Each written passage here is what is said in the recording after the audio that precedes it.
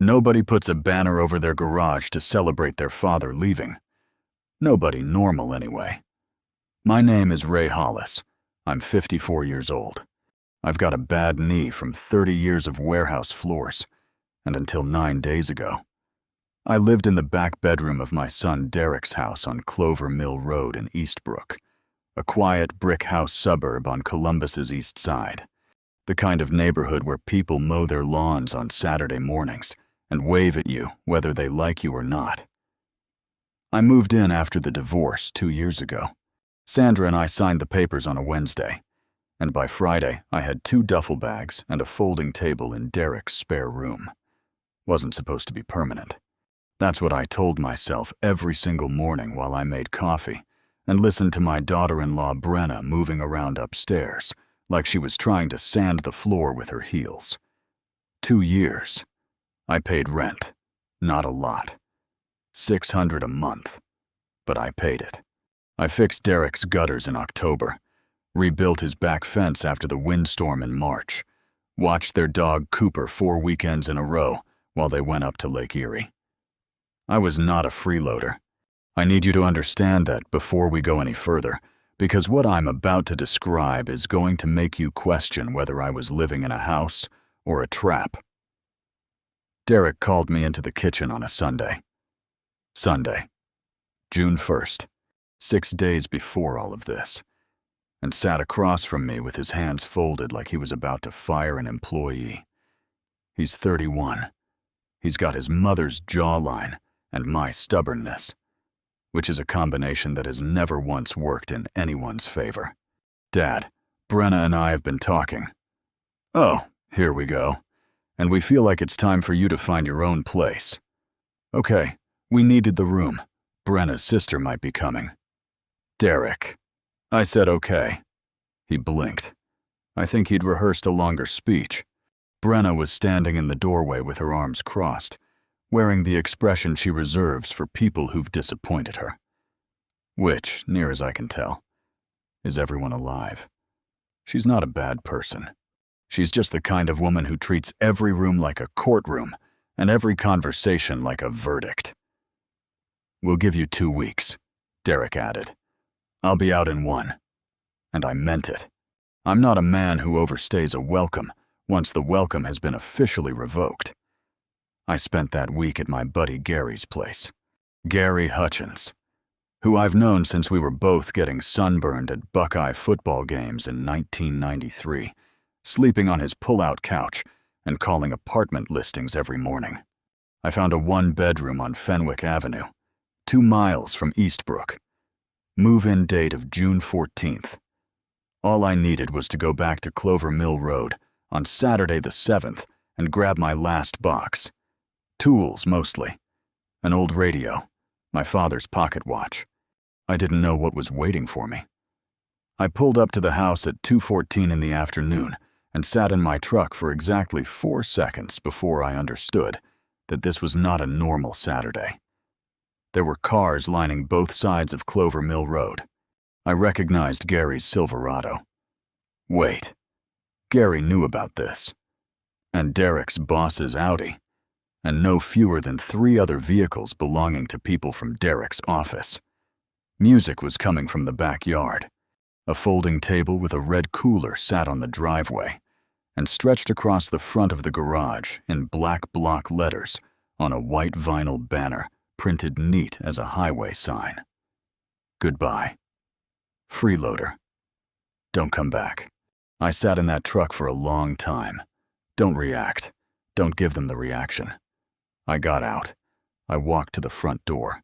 A guy named Phil, Derek's work friend, the one who laughs too loud at everything, opened it before I could knock, took one look at me, and his smile went sideways. Ray. Hey. Man, we didn't think you'd actually just here for my box. Phil. The party was in full swing.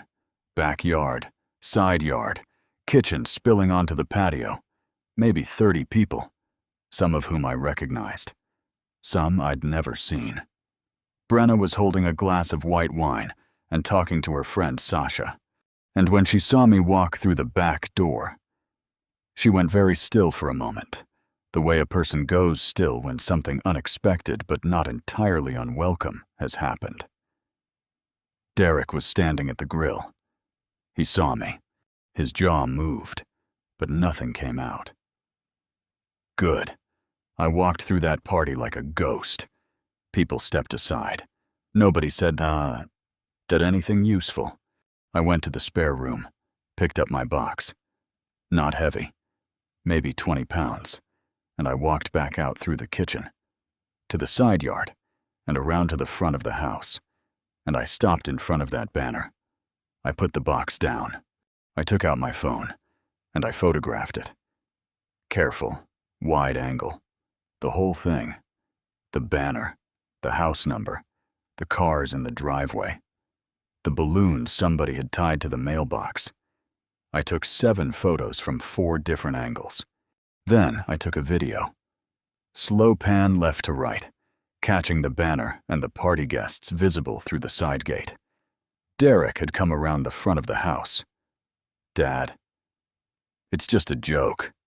Yep. Come on. Brenna thought it would be Derek. I picked up my box. Have a great party. I put my box in the truck. I drove to Gary's place, and on the way, I made one phone call. Not to a lawyer. Not yet. I called my old accountant, Pete Grady. Pete, you still have the paperwork from 2021. A pause. The Hollis Caldwell filing. Yeah. Ray, it's all here. Good. Don't shred anything. I didn't explain. Pete didn't ask. That's why I've used him for 22 years. Here's what you need to know about Derek's business. Caldwell Home Services, a residential HVAC and plumbing company operating out of a small office on Broad Street in Columbus. Derek started it in 2020, right, when everyone was either losing their mind or starting a business. He had the idea. He had the hustle. And he had apparently no concept of where the startup money actually came from. I'll remind you, it came from me, not a loan. A loan would have been simpler. When Derek came to me in the spring of 2021, still 3 months from launch, still short on operating capital, I sat across from him at the same kitchen table, where he would eventually tell me I had 2 weeks to leave. And I gave him $40,000. And because Gary, who is not just my buddy, but also a retired paralegal, told me I should protect myself, we signed an agreement. Not complicated. 12 lines on a piece of paper notarized at a UPS store on Morse Road. Ray Thomas Hollis. 40% silent ownership stake. Caldwell Home Services. LC. Derek signed it. I signed it. He got his $40,000, and I got a piece of paper I folded up and forgot about, because the business was my son's dream, and I never planned to use it. I didn't know it yet, but Brenna had recently convinced Derek to use the family property I co-owned with him, a small lot in Gahanna we'd inherited together from my mother, as collateral on a new business expansion loan, without telling me, without asking. My name was on that land. My name was on that company. And somebody had just put my name on a banner that called me a freeloader in front of 30 witnesses. Gary was sitting on his porch when I pulled up. He looked at me, looked at the box in my truck, looked at my face. Bad there was a banner. He was quiet for a second. A banner. Vinyl. Professional print. Probably $40 at FedEx office. Gary let out a slow breath. What are you going to do? I set the box down on his porch steps and looked out at the street. Eastbrook was 2 miles east. Derek was probably back at the grill by now, laughing with Phil, explaining that the old man had handled it pretty well, all things considered. Nothing yet, I said. I'm going to let him enjoy his Saturday. He had 14 days before his expansion loan review meeting with his bank. I knew that because the loan documents, the ones using the Gahanna property I co-owned, had been mailed to my forwarding address by accident. I'd opened them on Wednesday. I hadn't said a word. Welcome to Sweet Family Revenge. Get comfortable. This one is worth the full ride. Drop a comment below. Tell me where you're watching from, and if you haven't subscribed yet. Do it now. Revenge is patient. That's the part nobody tells you. The movies make it look like fury. Broken glass. Dramatic confrontations in parking lots. What it actually looks like is a 61-year-old accountant named Pete Grady pulling a manila folder out of a filing cabinet and putting on his reading glasses. I spent Sunday the 8th at Gary's kitchen table with coffee and a yellow legal pad. Gary sat across from me pretending to read the newspaper. Every few minutes he'd look up, clock my expression, and go back to the sports section without saying anything. That's the kind of friend Gary is. The man has never once told me to calm down, and I've known him for 31 years. I wasn't calm, but I was quiet. There's a difference. By Monday morning, I had a list. 3 items. Clean handwriting. No scratching out. 1. Confirm the ownership stake with Pete. 2. Pull the Gahanna property deed and verify my name is still on it. 3. Find out exactly when Derek's loan review meeting was scheduled. Item 3 was the easiest. The loan documents that had landed in my mailbox, forwarded from Clover Mill Road to Gary's address, because I'd set up mail forwarding the day Derek told me to leave. Included a cover letter from a loan officer named Tom Baxter at First Heartland Bank on High Street. The meeting date was stamped right there on page 2. Friday, June 20th, 10 a.m., 13 days away. I drove to Pete's office on Monday afternoon. Pete Grady operates out of a converted row house in Clintonville, 8 blocks from where I grew up. He's been my accountant since I was 32 years old, and the man has never once lost a document.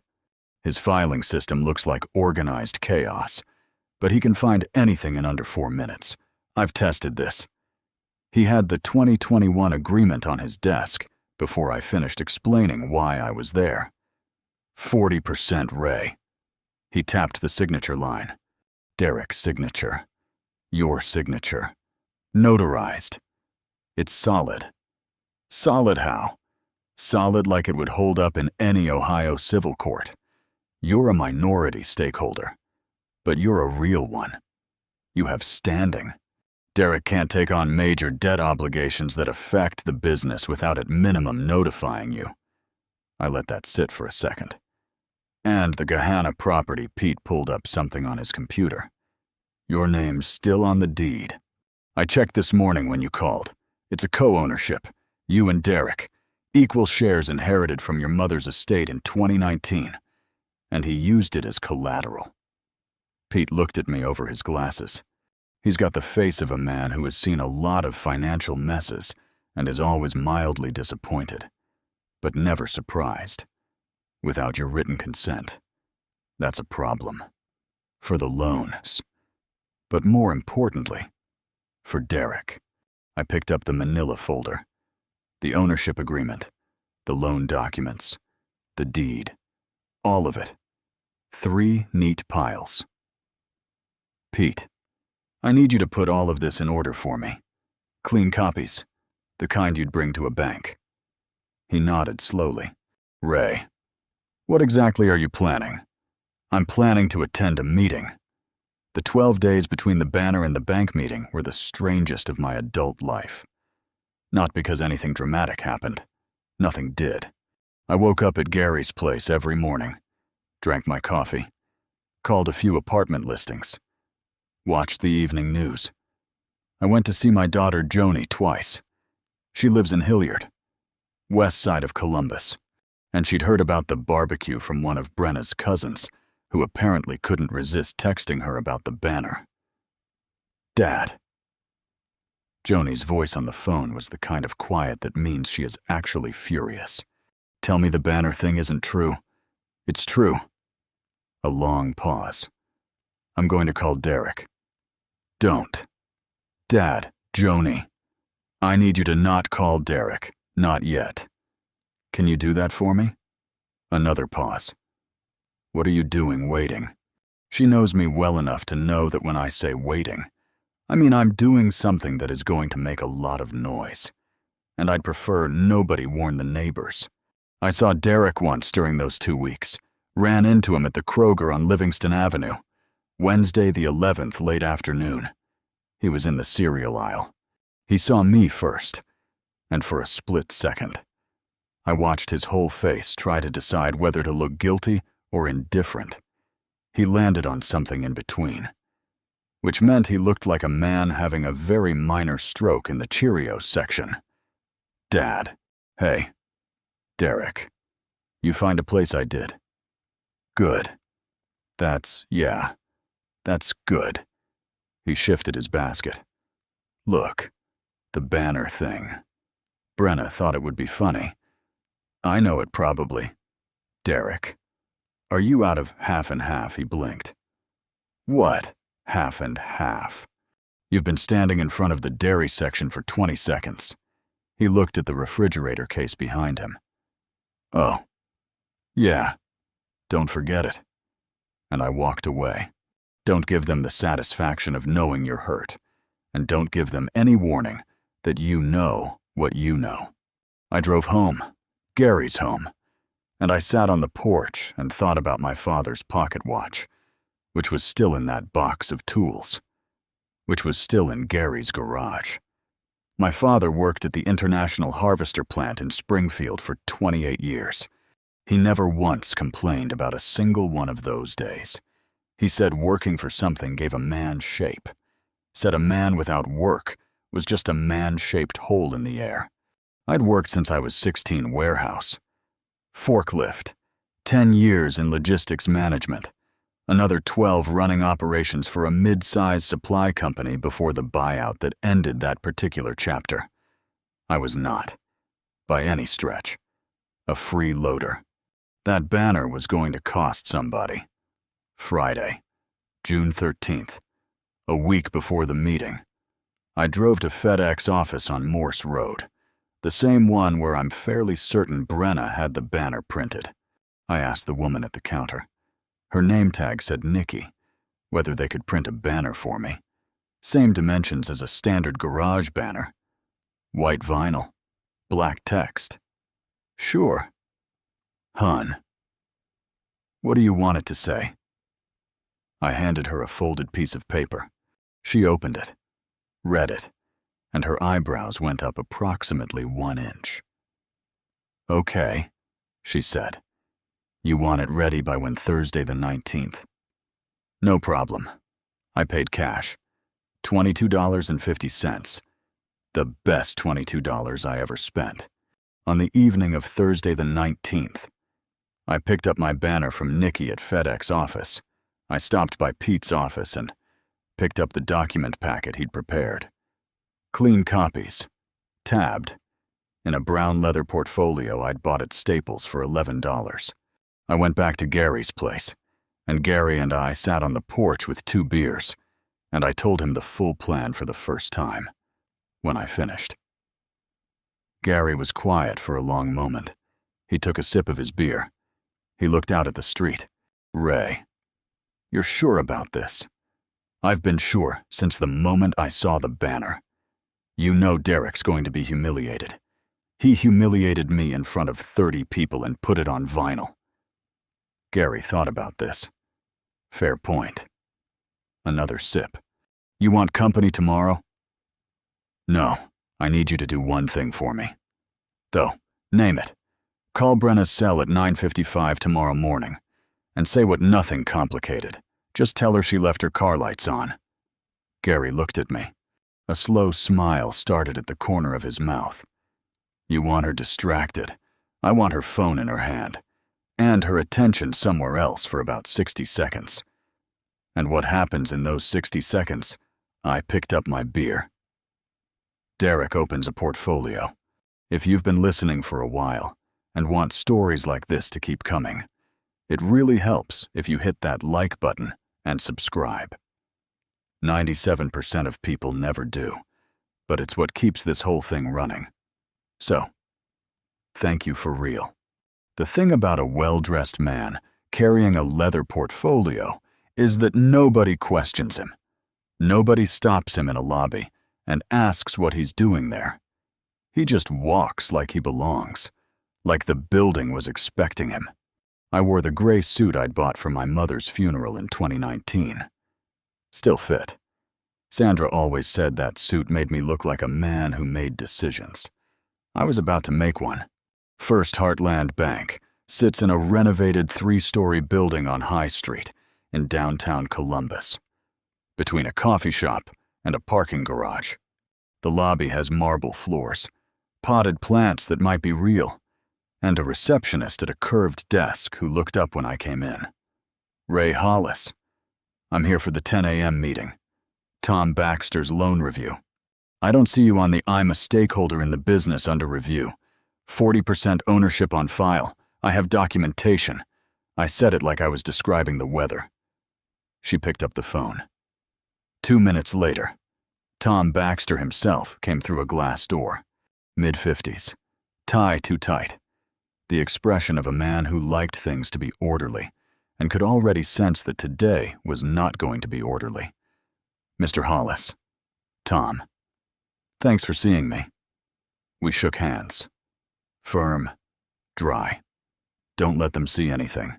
I have to say we weren't expecting I understand. I can document my ownership position right now if that helps move things along.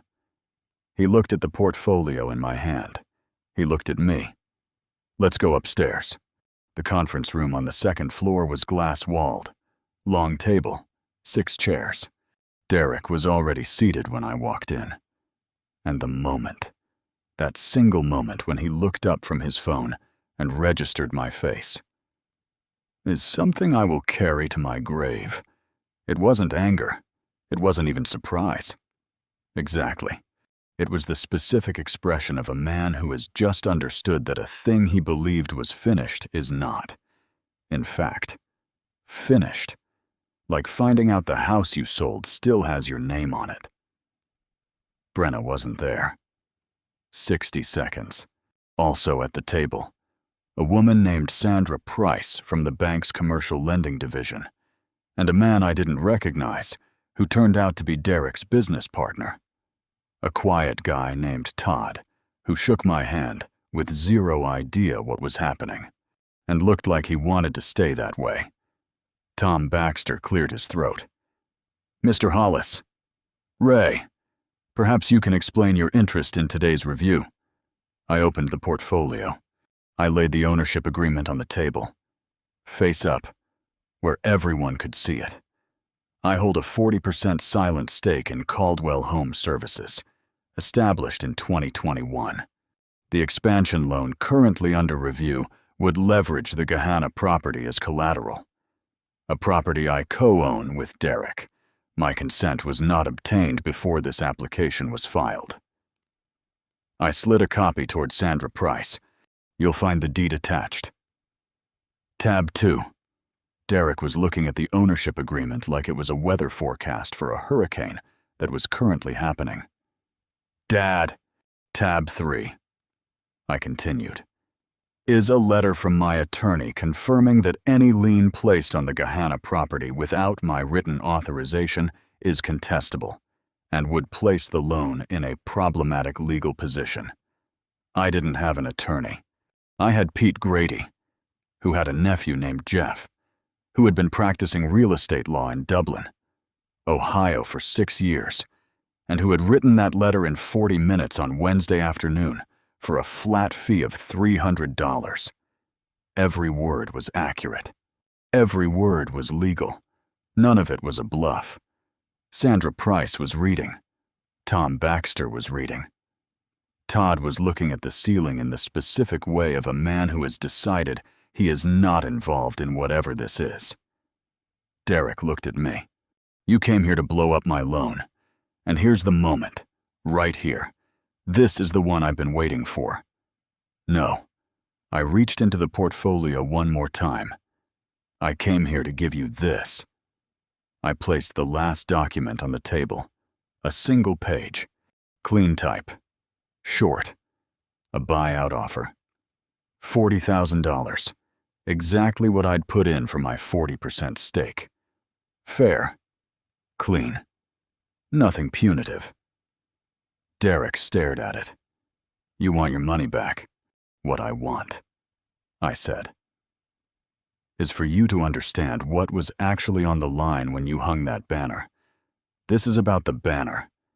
This is about 2 years of rent paid on time.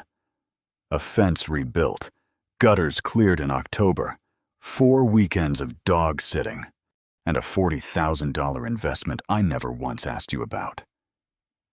I closed the portfolio. The banner was just the day I decided to remember all of it at once. Nobody said anything for a moment. Tom Baxter looked like he was calculating exactly how long until this became somebody else's problem. Then, Derek. And I'll give him this, because he is still my son. And somewhere inside that 31-year-old chest is the 8-year-old who used to fall asleep in the truck on the way home from Little League. Derek looked down at the table. What do you actually want? Dead good question. Finally. Sign the buyout.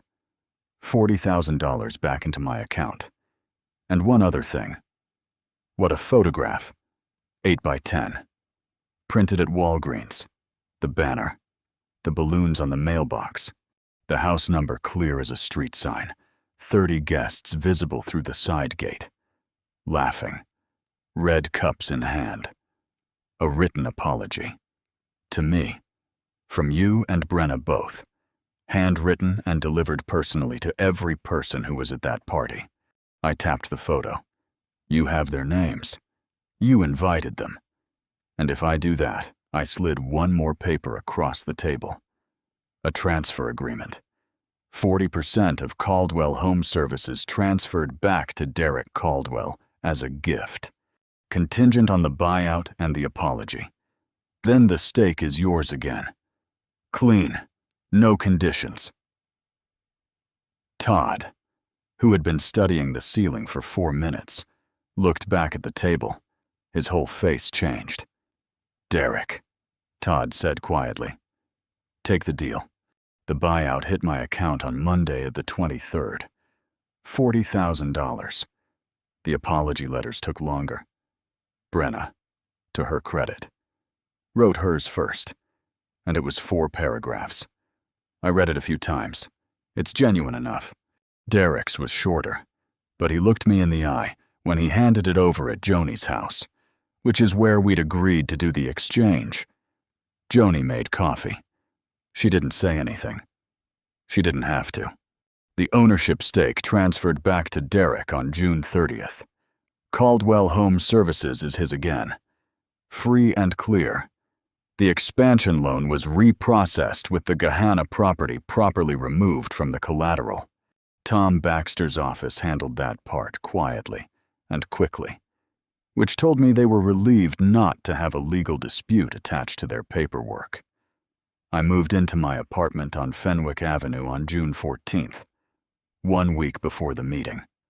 1 bedroom, 2nd floor, south-facing windows that get sun all afternoon. I set up my coffee maker, my radio, and my father's pocket watch on the windowsill. I do not have a banner over my door. I don't need one. Gary came by the first Saturday. We sat on my little balcony with 2 beers and watched Fenwick Avenue do absolutely nothing of note, which was exactly right. So that's it, Gary said. It's done, and you and Derek. I thought about that. We're not done. We're just reset, starting somewhere new.